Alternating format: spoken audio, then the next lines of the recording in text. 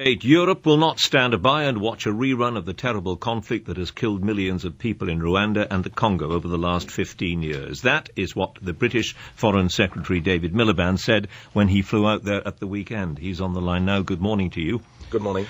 Fine words, but we can't do anything in reality, can we, except send soldiers, and we haven't got soldiers to send. Well, we are doing some things at the moment. British aid of about £42 million is making a difference.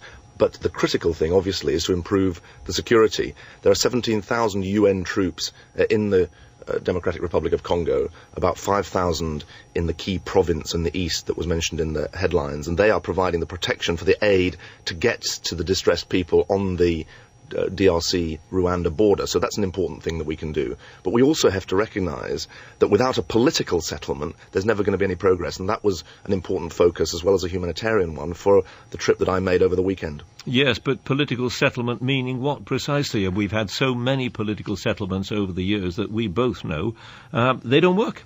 Well, that's a good point. But the Nairobi Accord of last December and the Goma Accord of January do provide the basis for the key changes that need to take place within the DRC, within the Democratic Republic of Congo. They provide for a new communal basis for organising the situation in the east. They also provide for a normalisation of relations with Rwanda. And the critical thing is to make sure that this political process does not fail. Now, it was under severe danger until last Wednesday's ceasefire was called. That was a very important step, but it needs to be built on. And that was the significance of the trip that we made to Dar es Salaam in Tanzania. The head of the African Union is based there, the chairman of the African Union. And I think the fact that he is now engaging the whole effort of the African Union does offer some prospect that there will be a political engagement that makes a difference. Obviously, though, the distressing scenes that we've all seen, or that you've all seen on the TV screens that I saw for myself, desperately need help now, and that's why the fact that the aid convoy is moving is so important. Yeah, and we just heard in the last few minutes that it has just crossed the sort of front line, as it were, because an aid convoy has left Goma. But that is, as you know, a pittance. Are you saying that we cannot send, or we will not be sending extra troops? I'm saying that we, by we I assume you mean Britain. I do. We haven't ruled anything out. So it's possible? It's possible.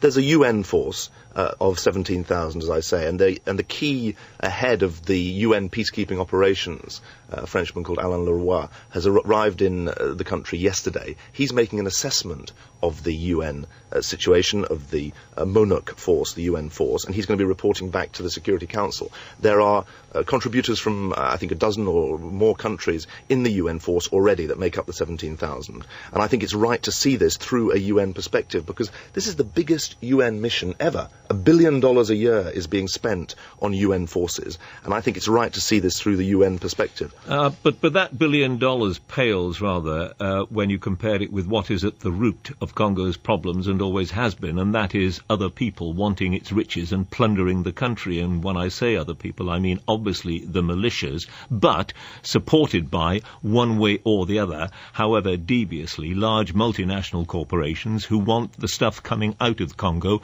and are prepared to finance these people.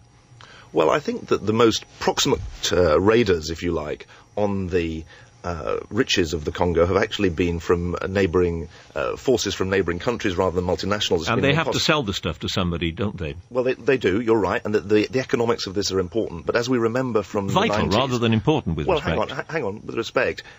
anyone who remembers the 1990s knows that there is an ethnic dimension to this as well. Not in this one. Not in this one. This is different, isn't it? No, well, I don't think you can say that, John. I wish it was true, but actually Mr. Nkunda represents what he believes is the Tutsi faction. The FDLR, the force that needs to be disbanded, is a rebel, a Hutu force. So it does have an ethnic dimension. I'm not saying... He is funded by Rwandan businessmen. That's who he's funded by, and everybody in Africa knows that. Let me finish the point. There is an ethnic dimension to this. I'm not saying it is a repeat of the 1990s. But there is also a political dimension within the Congo, but to do with the distribution of power there. So there are at least three different parts of this. It is very, very complex. I wish it was as easy as saying there's 3, 6, 12 dirty multinationals. If we crack down on them, that would be the end of the story. It won't be. The United Nations did name, as you know, a series of 100, in fact, altogether, roughly, international corporations of varying sizes. The British government wasn't very pleased about that. It stopped the the UN criticising them. I mean, why did we do that? Well, but in the end, what counts is whether or not the DRC is able to establish political stability and get some economic growth as well. But it can't so long as it's being plundered by these people. That's the whole point. No, it's being plundered because there isn't security in the country. There isn't security in the country because the writ of the DRC government does not run right across the country. It does not run right across the country because there are rebel groups. Those rebel groups need to be engaged in a serious way, both in military terms, but also in political terms. And that is the foundation of progress in the DRC. Well, surely that's the wrong way of looking at it altogether. They are being funded by their plundering. And if we were not buying, if the big multinational corporations were not buying the stuff that they plunder, they wouldn't be operating the way they are. That's at the root of it, surely, and has been for generations in Congo. No, the root of it is the search for power, partly economic power, but also political power in the Congo. It is not as simple as you say. It does, and even if it was true, it still needs a security settlement and a political settlement. That is the key point. And I think, however anyone looks at this, the history is obviously unbelievably murderous. 5 million people have lost their lives after 1998. Unbelievably murderous. But the absolute key is a Democratic Republic of Congo government whose army can patrol the whole country. Right. Secondly, it is peaceful relations with its neighbours who are not exploiting it. Thirdly, it is a political process that can actually engage the whole country, and without that there is no hope. David Miliband, many thanks.